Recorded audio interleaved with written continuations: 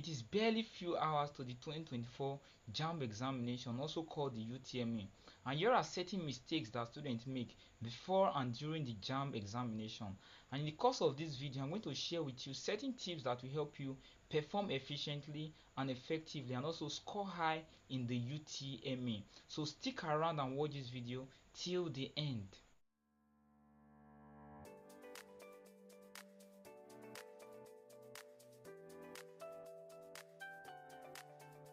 So passing the JAMB examination or the UTME and any other related examination depend on how much and how well you know a particular subject area, and also being able to put this knowledge into practice during the examination and also by the grace of God the examination.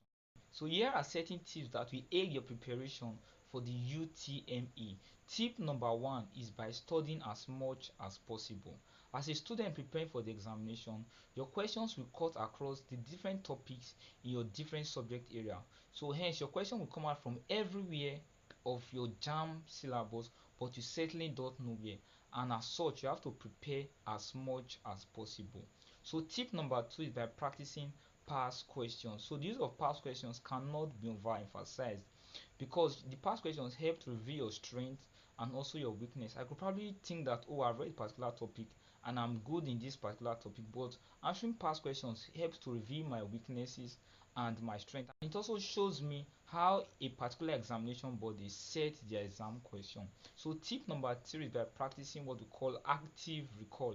By active recall, when you are free, or probably could even be before you sleep, you can probably just try to think over what you have read before. Now it could be formulas, it could be laws, or it could be theories, or it could even be facts. So just trying to bring back these things to your memory. Tip number four is by printing your examination slip and knowing the venue of your examination. There was a particular story of a girl who went to a different examination center. So when she got to that examination center, she was told that that is not her particular examination center. So she was redirected to her own examination center, and probably that examination center could be far away from that particular center she was, and probably she might even experience traffic jam along the way. So tip number five is by taking good care of your health.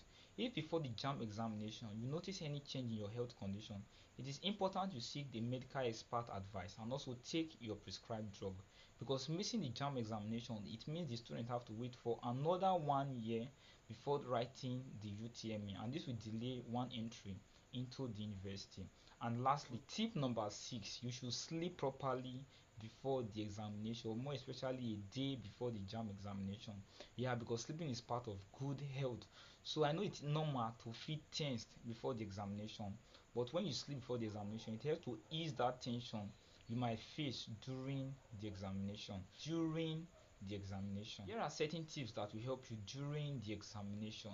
And tip number one is that you should arrive early at your center, and this is in line with what we said that you should do before the examination by knowing your location or by knowing the venue of your examination. Also, if you know probably your center is like far away, probably a very distant location from your current location or from your resident apartment, it is important you get an accommodation close to the examination venue, because when you arrive early you certainly know the modalities of the exam. Probably you can ask questions around to know how the exam will be conducted and all of that.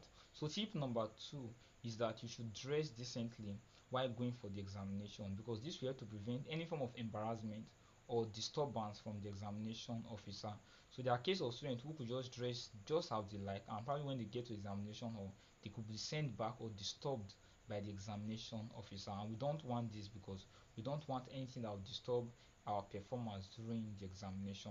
So tip number three is that you should know the modality of the examination. So in the JAMB examination, you are going to see 180 questions from the first subject. You are going to see 60 questions from the use of English, and then 30 questions each from the other three subjects.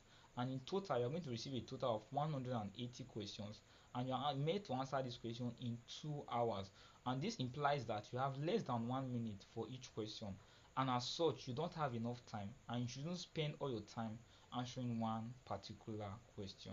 This means that you should be smart and diligent in answering every question. Tip number three is that you should plan the subject to start with.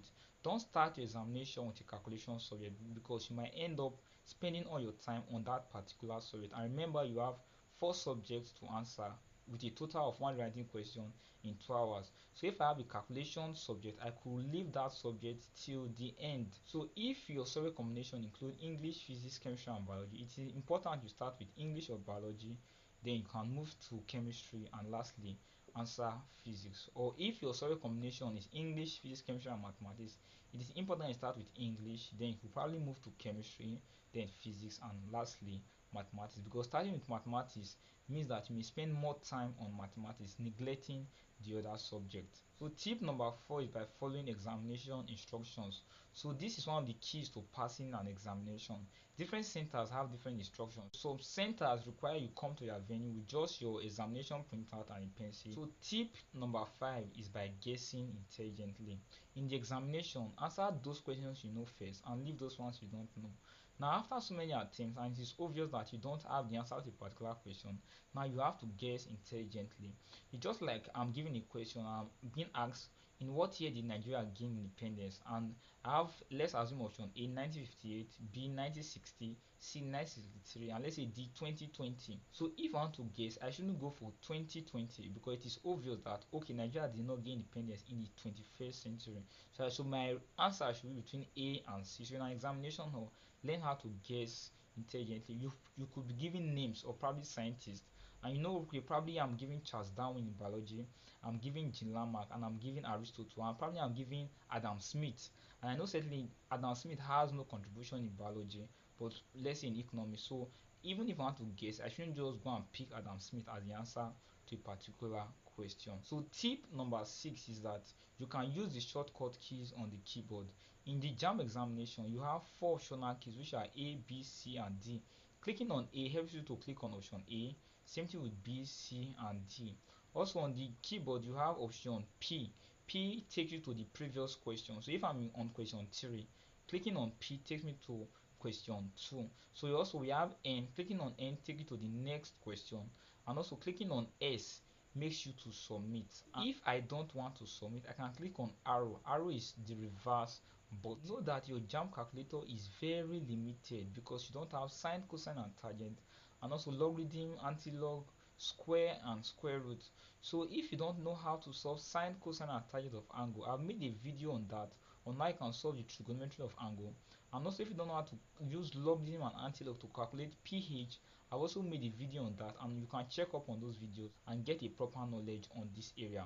And I wish you the very best in the 2024 UTME, and I also do hope that this UTME will see you through to the university and also get you your desired course.